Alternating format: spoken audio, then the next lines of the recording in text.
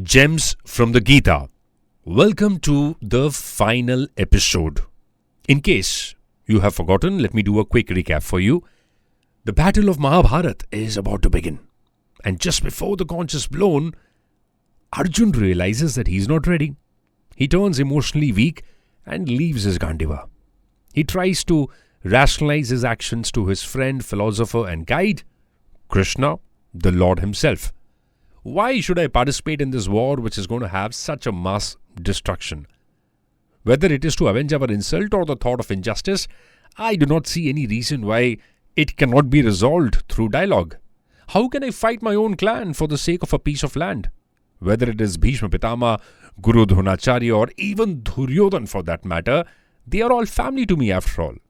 What is the fault of these 40 lakh soldiers who have come to fight from either side? After this war is over, how many wives will be left widows and how many children will become orphans? Their social and financial security will be destroyed. The entire fabric of society will change. There will be an imbalance created in the society and I'll be held responsible for this mass destruction. How can I ever justify my actions that for a kingdom or to avenge the insult of my wife, I destroyed an entire generation of mankind? How will I be able to forgive myself for this action, for the price that I have to pay in this war? Even I was offered the kingdom of heaven, I will still refuse it. Leave alone the kingdom of Indraprastha.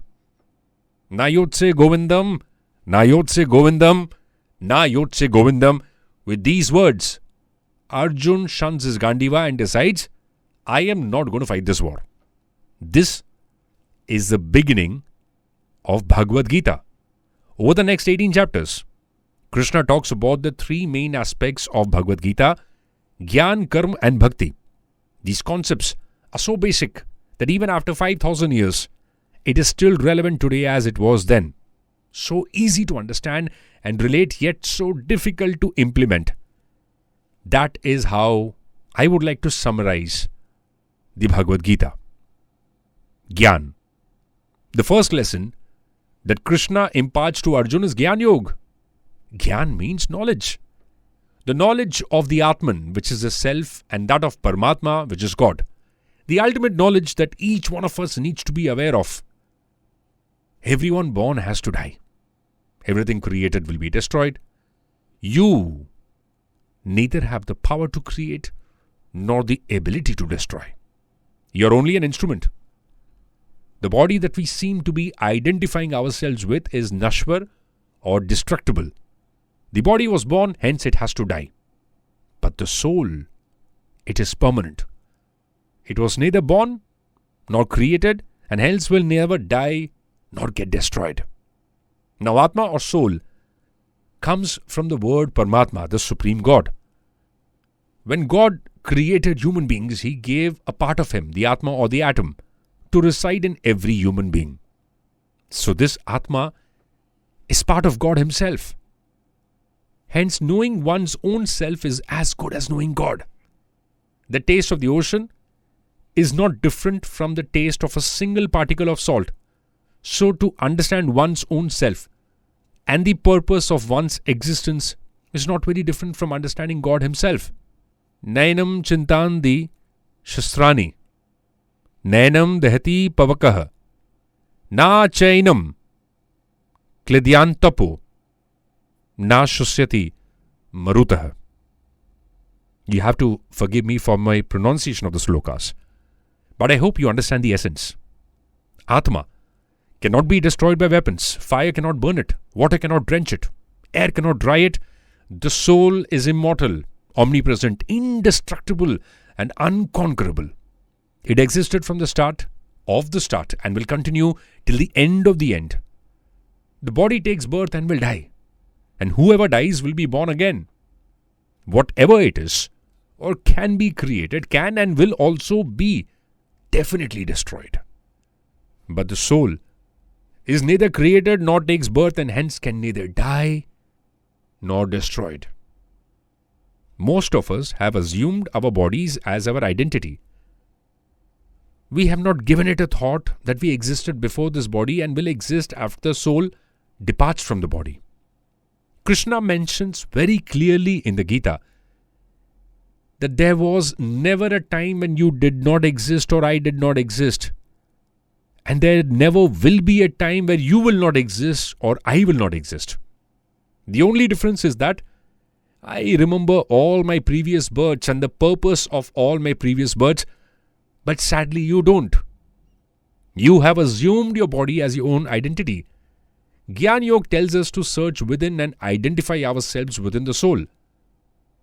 Only once we recognize our soul and treat it as distinct from the body, then we can understand the needs of the soul and work towards fulfilling those needs. Our entire lives, we keep taking all actions to fulfill the needs of the body. For example, the body needs food and water for energy, needs a home for shelter, etc., etc., and hence we study, we work to meet these basic requirements. Over a period of time, we get so absorbed and involved in these activities that we tend to forget the very purpose of these activities. Greed takes over. We want more of everything and keep accumulating all that wealth. All this knowing the fact that these were all the requirements of the body, which itself has limited expiry, and none of these can be taken to the next world post-death. But what are we doing for that soul? The soul which is indestructible or which is permanent. What is the objective of that soul? The only objective of the Atma is to realize that it is part of the Paramatma. And it needs the body to realize this. Hence, the soul uses the body to travel up the ladder and get closer to the Paramatma. Now, soul needs the body to do good karmas so that it can travel. If the body does not engage in good karmas, it again has to start from where it has left in a new body. Hence, the better karma that one does, it travels faster. Once the soul reaches its destination of reuniting with the Paramatma, then it is freed from the cycle of birth and death. Is it not true that all of us are taking a step every day towards our death? It is a journey that we begin at birth and ends with death. It is certain, but still when it does come, we are not prepared for it. Right now you feel uncomfortable when I am talking about death, aren't you? You keep fearing that you will lose your near and dear ones. But please remember, we keep fearing death of our own and our loved ones all the time. But once you understand the Bhagavad Gita, you will realize why fear over something that is destined. This purpose of life is to die and unite with the Paramatma. The destination is fixed. The journey is in your hands. How you want to live, that is a choice that you have to make. Let's do a quick recap on karma. Arjun questions that if knowledge or Gyan is the path to attain moksha and be one with Paramatma, then please tell me, why should I participate in this war? Why should I cause so much destruction? Why can't I simply leave everything and become a sannyasi? This brings us to the most important aspect of the Bhagavad Gita, which is Karma Yoga. Knowledge is good, but there is no escape from karma.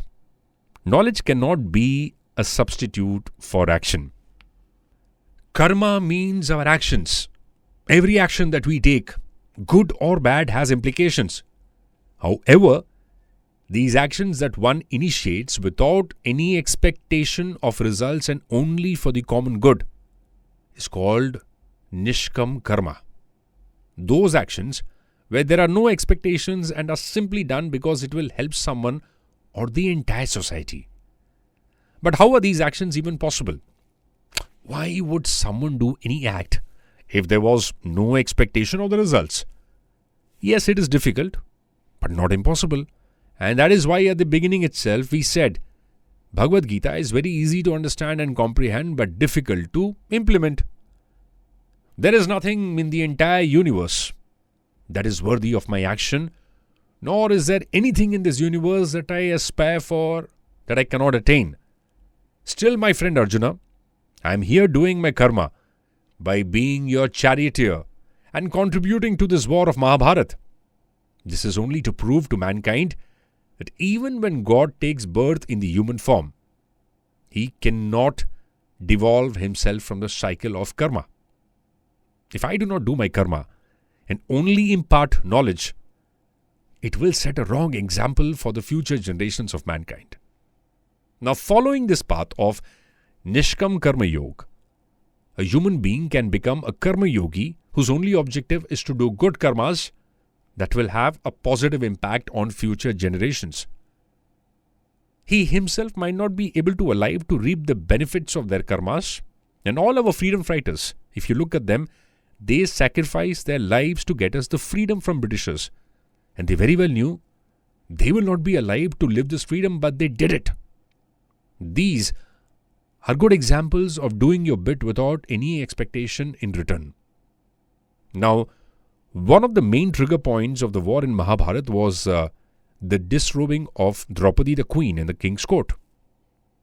If the Pandavas would have waged the war only to avenge the insult of their wife, it would have been a very inappropriate act, because there are 40 lakh soldiers who participated in the war, sadly, who were not responsible for the same.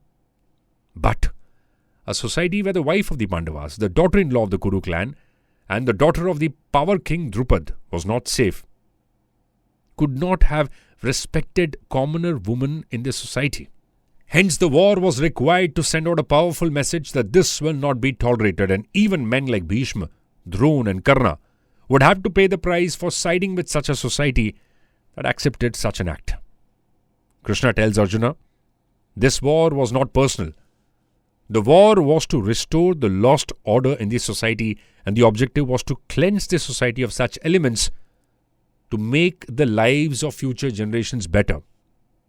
To participate in the war and make an attempt to fight for what is right is the objective with which you should fight, irrespective of whether you win or lose.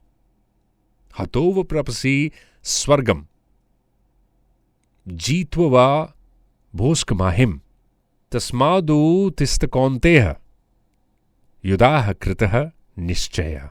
If you lose, you will go to heaven and rule, and if you win, you will rule the planet. So do not worry about the end result or the outcome of the war. You need to fight this war with a detached state of mind, and only because it is your duty as a Kshatriya to fight for justice. You need to realize you have been chosen as a mere instrument in this noble cause. Bhakti. Now, Bhakti is not an act, but a state of mind.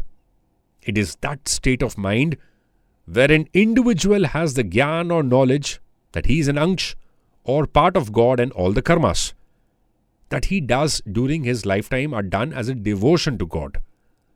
Whatever the outcome of these karmas are the will of God, and he accepts the same. Whatever has happened is for the good, and whatever is happening is for the good. Whatever will happen will also happen for the good. Everything is a part of his master plan. It is that state of mind where an individual completely surrenders to the Almighty. In the 12th chapter of Bhagavad Gita, Krishna talks about the various ways to do bhakti towards him.